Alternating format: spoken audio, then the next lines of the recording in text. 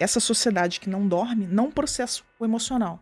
Ela só tende a se afundar mais no vício. Ou a gente vai resolver esse problema do sono e começar a valorizar isso, né? Porque é bonito. Você vira à noite. Eu acho que as pessoas não entendem muito o que é a função do sono. Queria que você explicasse para todo mundo a função do sono. Porque a função do sono, a gente que é médico sabe.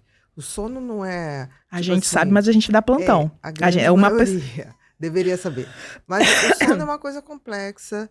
Ele tem várias etapas que se repetem ao longo da noite. Tem momentos que ele aprofunda, tem momentos que ele é mais superficial. E cada uma dessas etapas cumpre um papel. E no todo se cumpre um papel no sono, que é uma grande faxina dentro do cérebro. As pessoas não têm noção, tanto que tem muita gente que adora dizer, eu só preciso de 3 horas de sono. Eu falo, ai, que coisa horrível, você não sabe o mal que você está fazendo. Muitas vezes... mas eu não preciso. Falar, ai, que bom, um dia você vai saber que precisa. Então eu queria que você desse uma panorama histórica e real do que é o sono. O que acontece? A primeira coisa, tá? Historicamente, o nosso sono nem sempre foi um sono noturno de 8 horas, né? A gente Exatamente. Lá na Idade Média, a gente tinha, né?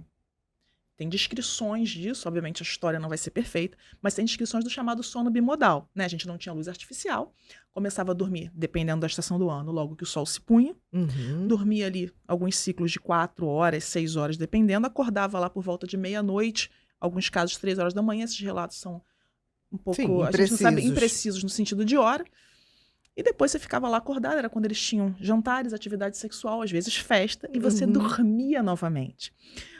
Quando veio a Revolução Industrial, as pessoas passaram a trabalhar em turno e a ficarem mais cansadas, né, os turnos de fábrica, inclusive para as crianças, a gente teve uma mudança porque é o nosso padrão hoje. Eu teorizo que algumas pessoas se beneficiariam, as pessoas que não são obrigadas a acordar cedo, talvez algumas dessas pessoas se beneficiassem do sono bimodal.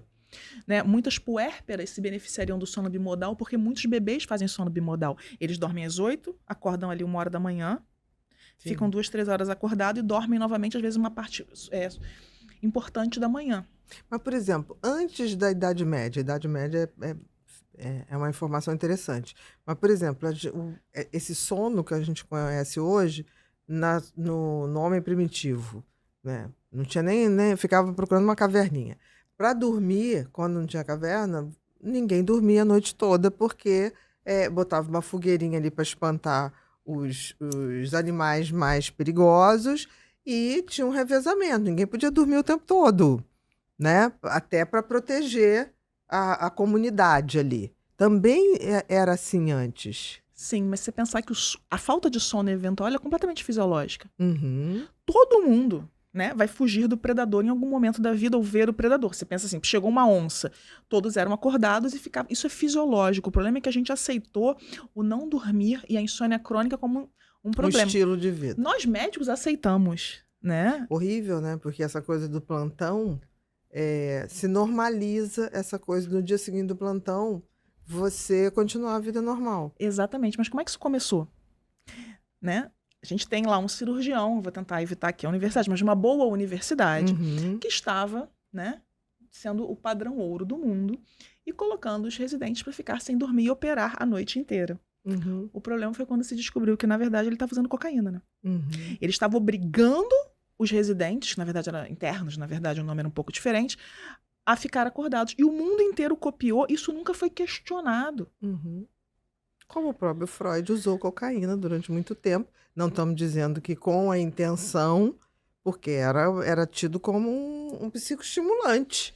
Exatamente. Não uma coisa que desse a dependência. Nós estamos falando de uma época que as pessoas não tinham noção de neurotransmissores, do que cada um fazia. Então pode ter ocorrido isso mesmo. Mas o mundo inteiro copiou. Sim, para aumentar a produtividade. Para aumentar a produtividade. E a verdade é que, especialmente, eu tenho muitas críticas à residência médica, a essa coisa do não dormir como sendo algo, né, que a gente tem que pensar no paciente também. O processo decisório vai ser afetado. Você vai errar mais, né? Se a gente vê... tem estudos, né? Daniel Pink, se eu não me engano, no último livro dele sobre tempo, ele coloca isso. Olha... Você tem muito mais chance de explicar os efeitos colaterais do medicamento se você estiver no início do plantão. Com certeza. E você tem muito mais chance de errar na administração do documento se você estiver no final. E assim, se normalizou trabalhar 12 horas sem qualquer descanso. Isso é ruim para o médico. E As pro paciente? enfermeiras de turno estão tendo aumento dos índices de câncer de mama, claro.